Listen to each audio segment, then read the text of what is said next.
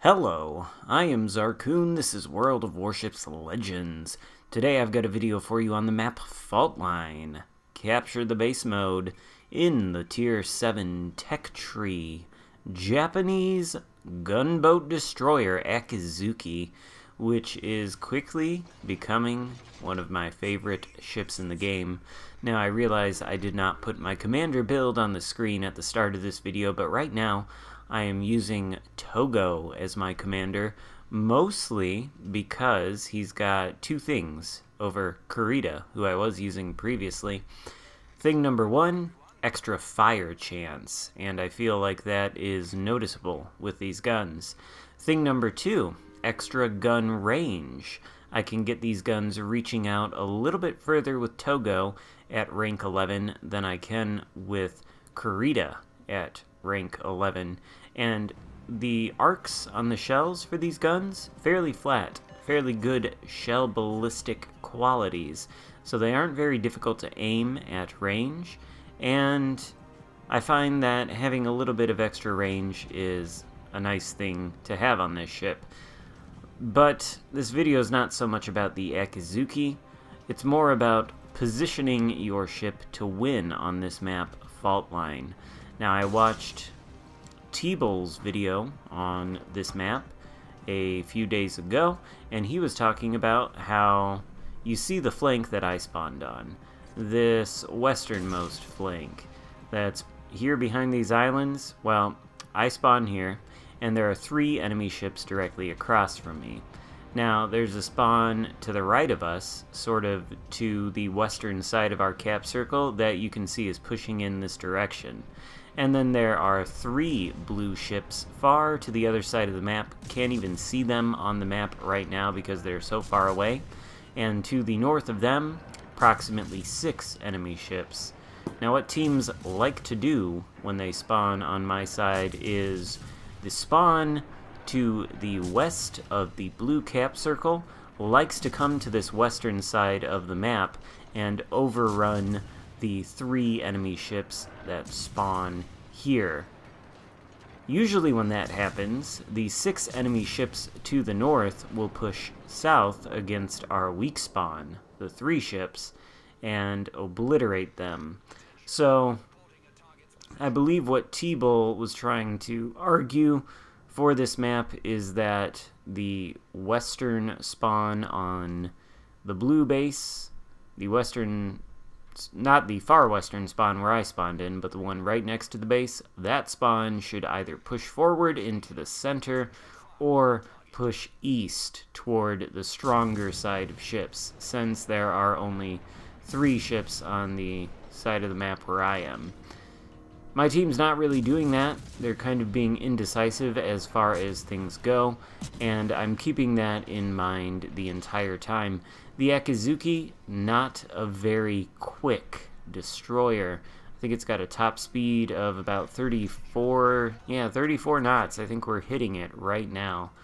So it's a little bit faster, marginally faster, than most cruisers, but most other destroyers in this tier, I think actually all of them, are probably faster than this. At this point too, my team here has overloaded this flank. They've wiped out 2 of the 3 enemy ships that spawned there, and now only a Grosse Kurfürst is left. And frankly, the ships around me don't look like they are inclined to make an aggressive push toward the enemy base, which is sort of what needs to happen right now, because as you can see, the flank on the eastern side of the map for my team has completely collapsed. There is only an Alaska and a Tirpitz left, and while both of them do look pretty healthy, there are more than just the 2 enemy ships that are spotted there. In fact, there are 4 enemy ships, and frankly, I don't particularly like those odds, 4 versus 2, no matter how healthy the Tirpitz and the Alaska might appear to be right now. That can change, especially since it's clear that the enemies have them spotted, but they have not spotted all the enemies around them. And you can see that Tirpitz, who was healthy a moment ago, no longer is so healthy. Same is true of the Alaska. So I recognize this pretty early on, which is why I'm heading back toward the base.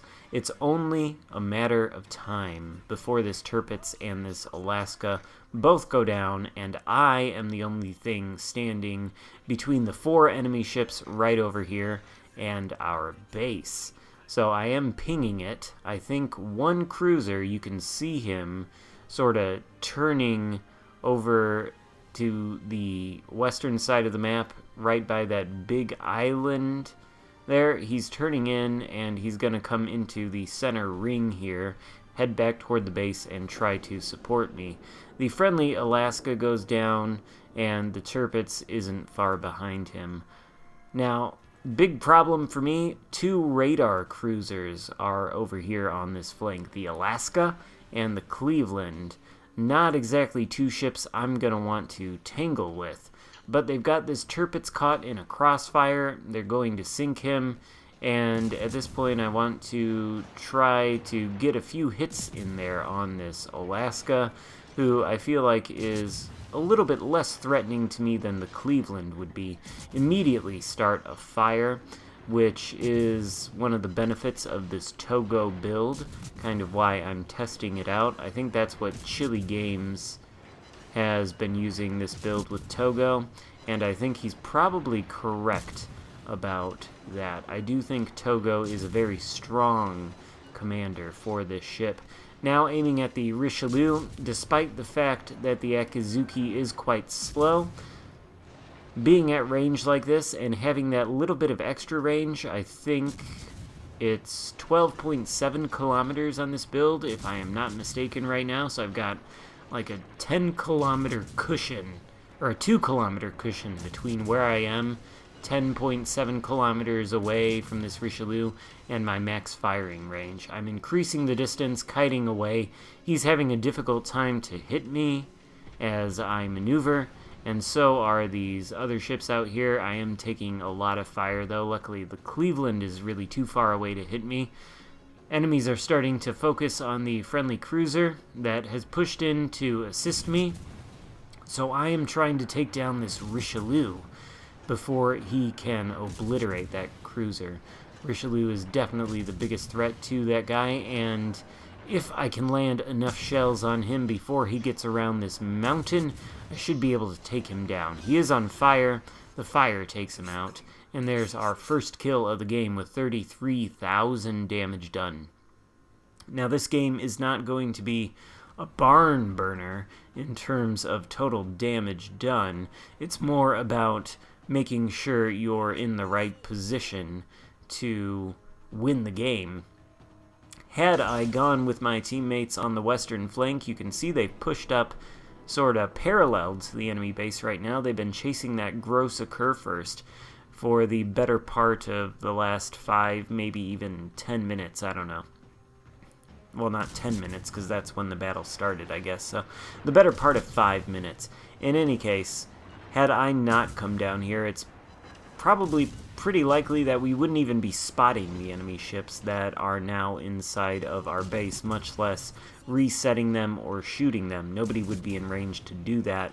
Torpedoes on that Alaska looking pretty good. They take him out for a devastating strike, and the threat to our base is momentarily eliminated. Now I'm laying down a smoke screen that's kind of going to prevent me from spotting anybody that might come around this island toward the west, but all the ships were over there toward the east, and that's probably where they're going to be coming. Finally, my teammates are approaching the base. I am pinging them to get inside of it. At least if they get inside of it, that puts the onus on the enemy to stop them. They do have the gross occur first over there that can shoot at them and reset them. And last known positions of the remaining enemies, sort of halfway between their base, halfway between mine. Possible that some of them turn around to try to defend their base, which would be ideal. For me, that's kind of what I would like them to do, especially since basically, it's that Xarkun first. I don't know exactly what his health is, but he's got to be pretty low. Plus a battleship, plus this Cleveland. And of course, the Cleveland would come here, trying to spot me. He does radar me, which is not great, but also kind of a good thing, in a way, since it looks like I should be able to escape with my life, maybe just barely. And then I know his radar consumable has been exhausted. He's got a little bit of time to go before it can reload. And now I've dropped spot, very safe here, still taking fire from the Cleveland. RNG blesses me, curses him, and makes him miss.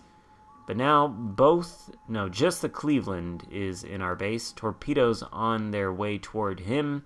Don't know if he was running sonar, probably. He backs away. They do not hit him, they pose no threat. I popped this torpedo reload booster, and I put another set in pretty much exactly the same place that I put the first, anticipating that he might push out. However, he doesn't seem like he really wants to do that. He wants to stay there with that little ridge of rock jutting out into the water, protecting him from any torpedoes coming from that angle. And in fact, he is starting to reverse. So I open fire. Dangerous move. He's going to reply to me. But these guns, not too difficult to aim. As I said before, we're able to land shots on the Cleveland. He has trouble landing shots on me. And because I'm shooting at him, it encourages him to push out, hopefully, right into my torpedoes. At least that was the idea. We'll see if it worked. Looks like the answer is yes. Cleveland takes 2 torpedoes, but somehow that is not enough to kill him. We're up to 100,000 damage now, and my teammates have the enemy base half capped. So things are looking pretty good. Iowa is on pretty low health. Could consider opening fire on him. Don't necessarily want to do that right at this moment since I don't have a smokescreen to disengage. Cleveland, also a pretty tempting target. I believe I could finish off either one of these ships in pretty short order with the Akizuki's incredible rate of fire. But finally, my teammates are coming down. Notice we have 2 minutes left in the match, and they are just now coming down, just now getting into positions to shoot at this Iowa and this Cleveland. Had I been up there with them, frankly, I'm not a lot faster than any of them are. So, had I gone chasing that Xarkun first along with them, then there's no way I would be in a position to do what I'm doing. In fact, I'd probably be in a similar position to them, getting kind of annoyed there, trying to yoink the kill on that Iowa because I've been pinging these guys to shoot at this Cleveland and they just won't. Doesn't matter now, though. We're about to cap the base and win, but we would not have won had I not recognized what I recognized, turned around to defend the base, and positioned myself for the win. 101,000 damage done, 2 kills, not a bad result for the battle. We're number 1 on the leaderboard with 2,500 base XP, so it was a pretty good game, I think. If you enjoyed it, give it a thumbs up. If you hated it, give it a thumbs down. Consider subscribing if you haven't already. Thank you so much for watching. I will see you next time. Goodbye.